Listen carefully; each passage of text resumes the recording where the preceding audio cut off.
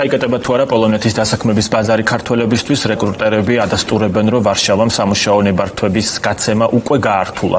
მიზეზად სახელდება საქართველოს მოქალაქეების კრიმინალში ჩართულობა, გაზრდილი უკანონო მიგრაცია და რისკი, რომ ქვეყანა მალე ვიზა ლიბერალიზაციას დაემშვიდობება.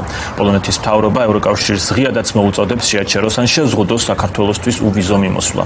ქვეყნის პრემიერმა ერთ-ერთ მიზეზად ქართული კრიმინალური ბანდები დაასახელა. ამ თემაზე საუბარს ვიწყებთ ირინა ნამიჩეიშვილთან, იგი HR რეკრუტერია და ბოლო წლებია საქართველოს მოქალაქეებს ეხმარება პოლონეთში დასაქმებაში. ქალბატონო ირინა, მოგესალმებით, ძალიან დიდი მადლობა, რომ გვერდებით პირდაპირ ეთერში. ჩვენ გავაცანით მოქალაქეებს, ჩვენს მაყურებლებს რისკები, რომლებიც გაჩნდა პოლონეთში დასაქმების ნაწილში და ზოგადად კითხვები, რომლებიც არსებობს პოლონეთის მთავრობაში. გვითხარით, აი თქვენ საქმიანობის დროს რა კითხვებს გამოწვევებს აწყდებით აი მოცემულობებიდან გამომდინარე? საკმაოდ გართულდა საქართველოს მოქალაქეებისთვის უკვე სამუშაო ადგილების მოძიება, ზუსტად იმ ვითარებიდან გამომდინარე, რომ ევროპა ან პოლონეთი ამ შემთხვევაში ელოდება ვიზა ლიბერალიზაციის შეჩერებას.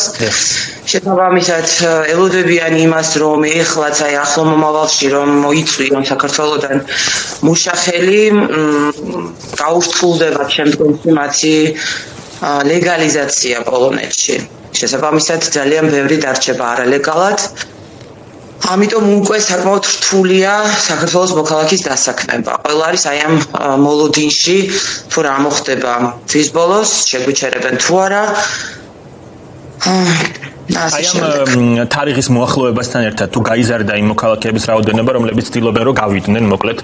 დიახ, ძალიან გაიზარდა. ისტორიულად მირეკავენ და მთხოვენ ძალიან მოკლე ვადებში მოგვარებას მათი საბუთების და გაშვებას აქედან. გასწრებას ეძახიან, ასე ვთქვათ, სამწუხაროდ ესეა. აი ერთ-ერთ ასე ვთქვათ მიზეზად თქვენ დაასახელეთ ვიზა ლიბერალიზაცია, მაგრამ მინდა გკითხოთ ქართველების მონაწილეობაზე კრიმინალში.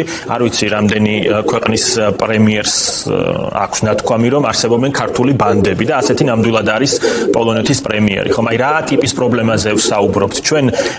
არა ძალიან ხშირად, მაგრამ მაინც ვაშუქებთ ხოლმე შემთხვევებს, როდესაც ქართველებს აკავებენ, იყო მძიმე შემთხვევებიც, მათ შორის გაუპატიურების, მკვლელობის. რა მოცემულობაა რეალურად ამ ნაწილში?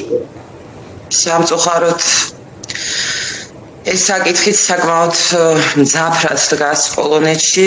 დიახ, სამწუხაროდ არის ესეთი დაჯგუფებები, ეს გაუპატიურების მცდელობებიც და არა მარტო მცდელობებიც.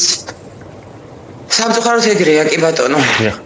აი საქართველოს მთავრობას, ოცნების მთავრობას აქვს რაიმე ბერკეტი თქვენი აზრით, რომ ამ პროცესს რაღაც წინააღმდეგობა გაუწიოს? ჩემი აზრით აქვს, რა თქმა უნდა. რომ მოინდომოს, რა თქმა უნდა, შეძლებს ამ ყველაფრის გაჩერებას. მათ შორის ვიზა ლიბერალიზაციის ამ რისკის მოხსნას, ხო? რა თქმა უნდა. ასე დიახ, თქვენ რადგან ასე ვთქვათ იცნობთ აი ამ საკითხს, გითხარით ერთ-ერთ პრობლემად ასევე სახელდება ის, რომ პოლონურ სამუშაო უფლებას იღებენ ქართველები და გადადიან შემდგომ სხვა ქვეყანაში. აი ეს რა ტიპის გამოწვევა და რისკია, რა მასშტაბზე საუბრობთ და ვარშავის გადმოსახედიდან ეს რატომ არის პრობლემა?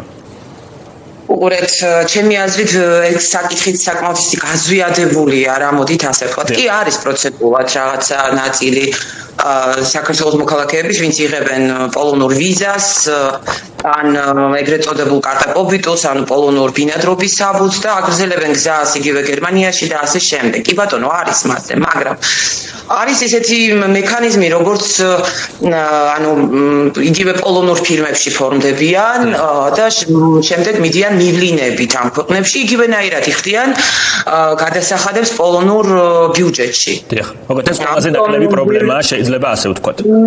კი ბატონო, ბევრად გაზვიადებული მეჩვენება ახლა მე ამ ეტაპზე ეს ყველაფერი რაღაცა ესეთი არ არის ყველაფერი ისე, როგორც ჩვეულებრივად, კი ბატონო, აგრძელებენ, მაგრამ ფორმდება, არსებობს ესეთი მექანიზმი, ფორმდება აერთი, ფორმდება მივლინება, მიდიან და მუშაობენ სრულიად ოფიციალურად და იხდიან იგივე გადასახადს იმ პოლონურ ბიუჯეტში. და არც პოლონეთის მთავრობა არ აღიქვამს ამას პრობლემად. კი ბატონო, მე ესე მგონია.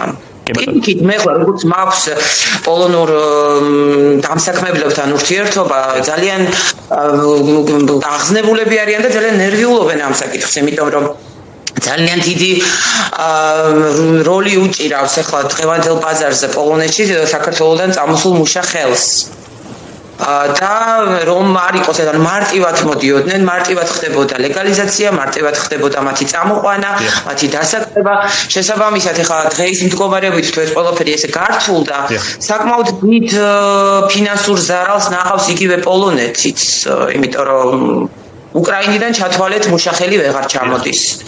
სხვა ქვეყნებიდანაც ისე რთულად მარტივად არ თანხმდებიან იმ პოზიციებზე, რასაც გინდა საქართველოს მოქალაქე თანხმდება. პროცედურას ართულებს, ესე იგი უღირს რომ დაემშვიდობას საქართველოს. მაინც ართულებს. იმიტომ რომ თქვა იგივე კრიმინალის ნაწილი შეამციროს. ხო, ალბათ უფრო კრიმინალი. გასაგებია და ბოლოს მინდა გკითხოთ, აი თქვენ შეეხეთ, მაგრამ უფრო დეტალურად, რატომ არის ასეთი მიმზიდველია ეს ევროპული დასაქმების ბაზარი ქართველებისათვის პოლონეთის მაგალითზე იგივე. თქვენ რაზეც საუბრობთ, ასე აღვიქვი, რომ ბიუროკრატიაც ნაკლებია, მოკლედ და ეს მარტივად ხდება.